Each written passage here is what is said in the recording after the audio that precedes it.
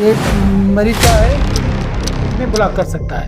अच्छा, तो एकदम ये क्लियर चाहिए हम, क्लियर चाहिए एकदम बिल्कुल। कहीं पिंक कलर पॉजिटिव के लिए है या नहीं ऐसा नहीं है? ठीक, अपने लोकल के लिए नहीं, बाहर के लिए। हमारी ये EMTB मशीन है जिसमें रिजल्ट फाइनल होता है। अच्छा, रिजल्ट निकालने के लिए। तो महेश जी, जैसे इस हॉस्पिटल में अगर कोई पेशेंट आया, अगर उसको डॉक्टर ने लिखा कि आप टीबी की जांच कराइए, तो अब वो आगे कैसे बढ़ेगा? कहाँ कहाँ उसे जाना पड़ेगा? कैसे ये प्रोसेस होता है? आप इस पे थोड़ा सा प्रकाश डालिए। टीबी की जांच में OPD से डॉक्टर जो है 2 चीज लिखते हैं।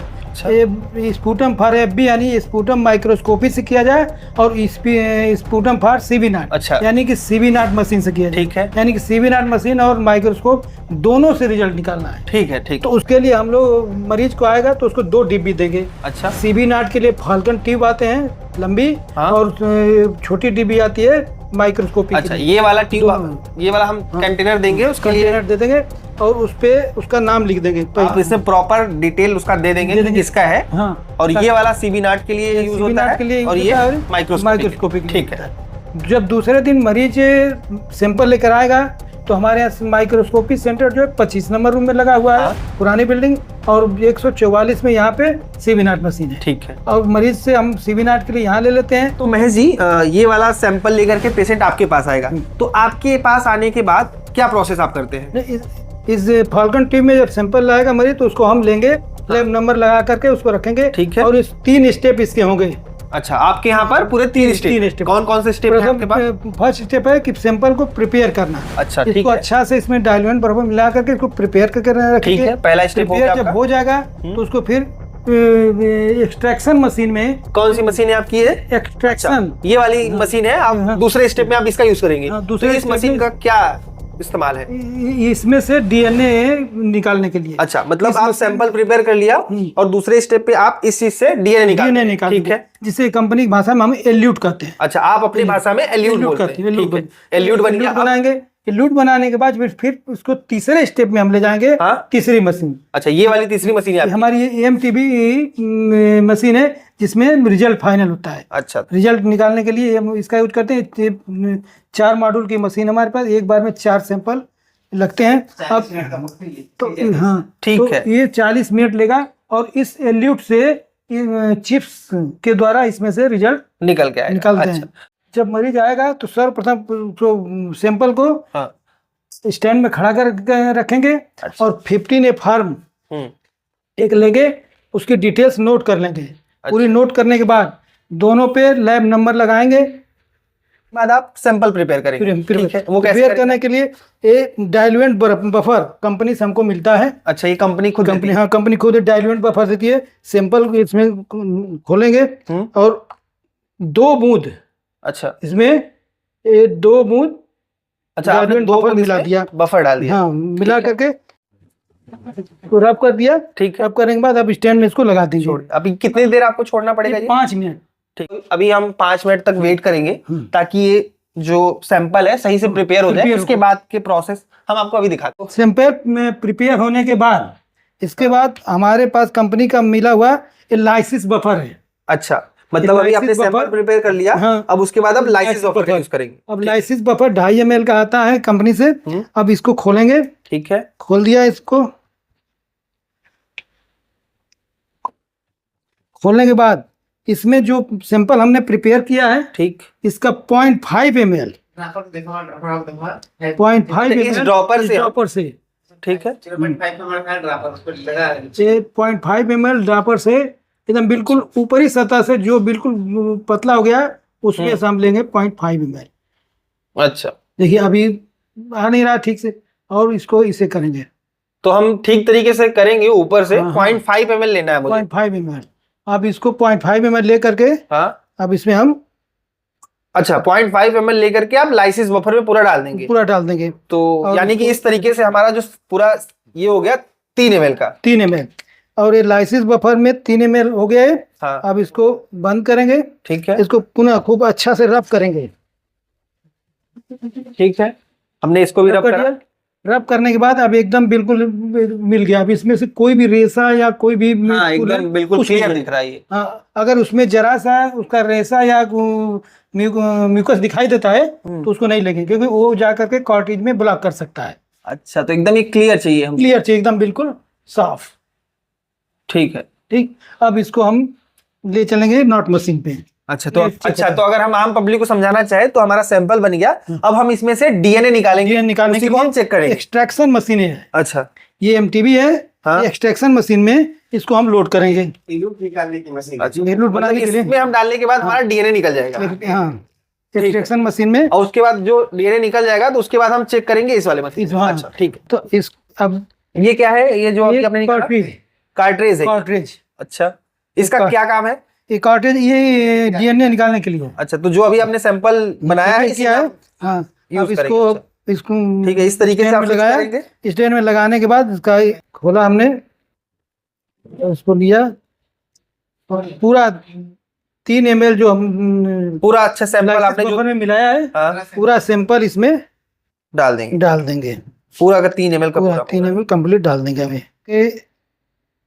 इसको मशीन में लगाया, इसका गेट बंद किया, ठीक है, इसको ऑन कर देंगे। हाँ, अब स्पीड प्रोसेसर चलेगा। अब ये अपना अंदर प्रोसेस करेगा 20 मिनट। अच्छा, ये पूरे 20 मिनट लगेंगे इसको।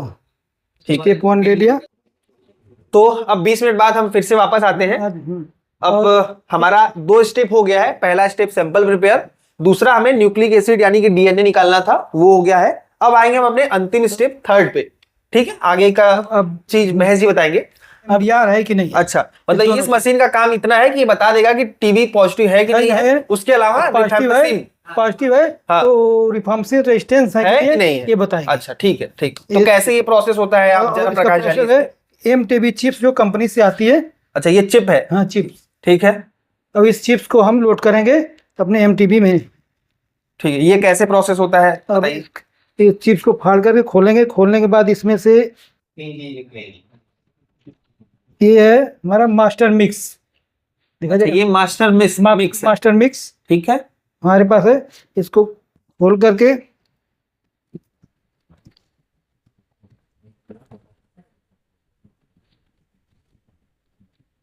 पीपेट के माध्यम से, अब जो एक्सट्रैक्शन मशीन से निकला एल्यूट बना है, उसमें से 6 माइक्रोन ml, 6 माइक्रोन ml, ठीक है, बस इतना सा है। हाँ, इसको हम इसमें मिक्स करेंगे, मास्टर मिक्स में मिक्स कर देंगे।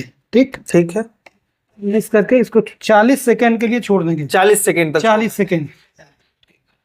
इसके बाद अब मशीन में मरीज का डिटेल्स लोड करेंगे। अच्छा, ये कैसे डिटेल आप लोड करेंगे, जरा दिखाइए आप। पोर्टल खोलेंगे, मरीज का इंफॉर्मेशन लोड करेंगे और उसका सैंपल लोड करके रिजल्ट के लिए तैयार। ठीक है, तो कैसे हम इंफॉर्मेशन लोड करते हैं? इसका मॉड्यूल 1 खोलेंगे। ठीक है, खोलने के बाद एमटीबी, इसमें 32 जांचें हैं। अच्छा, पूरी 32 जांचें। हाँ, लेकिन हमें एमटीबी चाहिए, तो एमटीबी वाला लेकर के खोल दिया। ठीक है, एमटीबी प्रोसीड किया।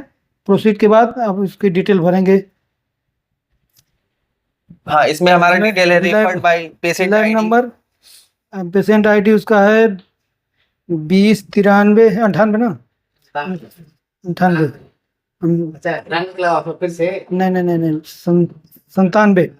ये मेल, नाम प्रसाद, एज 75। ठीक है, तो इन्होंने इस मशीन में पेशेंट की पूरी आईडी, उसका डिटेल भर दिया। उसके बाद जैसे ही इन्होंने इंटर दबाया, एक मॉड्यूल खुल गया। एक मॉड्यूल पूरा खुल जाता है। एक मॉड्यूल खुल गया। इसमें पुरानी हमने चिप्स निकाल कर फेंक दी। अच्छा, और नई चिप्स जो है लोड करेंगे। लोड करने के बाद तो मास्टर मिक्स में हमने सैंपल मिलाया है 6 माइक्रोन ml। हाँ, उसको पुनः पिपेट के सहारे लेंगे। लेने के बाद इस चिप्स में इसको लोड करेंगे। ठीक है, लोड करने के बाद अब इसको ऑन कर देंगे। ठीक, अब इसमें पूरा 40 मिनट चलेगा। अब ऑन होने के बाद 40 मिनट तक चलेगा। 40 मिनट बाद इसका रिजल्ट पॉजिटिव नेगेटिव जो भी आए। अच्छा, मतलब 40 मिनट हमें अब वेट करना पड़ेगा कि इसका रिजल्ट क्या होगा। ठीक है, अगर निगेटिव आता है तो मरीज को रिपोर्ट तुरंत दे देंगे। ठीक है। अगर पॉजिटिव आता है तो 1 घंटे के लिए फिर हम रिफार्मसिन चिप्स लगाएंगे, ताकि ये देखने के लिए कि वो रिफार्मसिन रेजिस्टेंस है कि या नहीं है। अच्छा, ठीक है। के बाद टीबी मशीन से रिजल्ट निकलेगा। अच्छा। रिजल्ट या तो पॉजिटिव आएगा, निगेटिव आएगा। तो अब रिजल्ट देखते हैं। ठीक है, दिखाइए आपकी कैसे पॉजिटिव क्या निगेटिव है। अभी एक रिजल्ट निगेटिव आया है। अच्छा, तो मशीन में लगाने के बाद अगर किसी का रिजल्ट निगेटिव आता है तो कोई बात नहीं, अब इसको मरीज को हम रिपोर्ट दे देंगे। अगर कोई मरीज का रिजल्ट पॉजिटिव आया, जैसे कि अगला रिजल्ट हमारा पॉजिटिव आया है, ये रिजल्ट पॉजिटिव आया है। अच्छा। अब इस मरीज को 1 घंटे के लिए पुनः बैठाएंगे और उसका रिफ रेजिस्टेंस के लिए रिफ की चिप्स लगाएंगे। रिफ मतलब रिफार्मसिन रेजिस्टेंस है या नहीं है, इसको देखने के लिए 1 घंटे के लिए लगाएंगे। अब अगर किसी का पॉजिटिव आ गया या निगेटिव आ गया, मान लीजिए किसी का निगेटिव आया है, तो इसके बाद का प्रोसेस क्या होगा? 50 फार्म पे पीछे साइड में डिटेक्टेड नॉट डिटेक्टेड उसका होता है। कहाँ पे आप लिखेंगे? डिटेक्टेड वाला है। ये है, ये मरीज का है डिटेक्टेड। अच्छा, ये किसी का डिटेक्टेड, हाँ, किसी का डिटेक्ट पॉजिटिव है तो पीछे की तरफ डिटेक्टेड पर लाल निशान लगा करके मरीज को देंगे। ठीक है। और अगर किसी का निगेटिव आता है तो उसके लिए क्या प्रोसेस है? उसके लिए वो पीछे साइड में वही नॉट डिटेक्टेड, सारे पर नॉट डिटेक्टेड पर अच्छा टिक करके ये जैसे अभी मैंने देखा कि एक येलो कलर का है और एक पिंक कलर का है, तो इस कलर का भी कुछ कलर का अच्छा। कलर का मतलब होता है जब हम लोग डाक भेजते हैं बाहर की तरफ, तो उसमें से 3 कलर की जो फॉर्म 15 है, तो उसमें 1 कलर अपने पास रखें, 2 कलर वहां भेजेंगे। अच्छा, मुझे लगा कि कहीं पिंक कलर पॉजिटिव के लिए है। नहीं, अपने लोकल के लिए नहीं, बाहर के लिए होता है।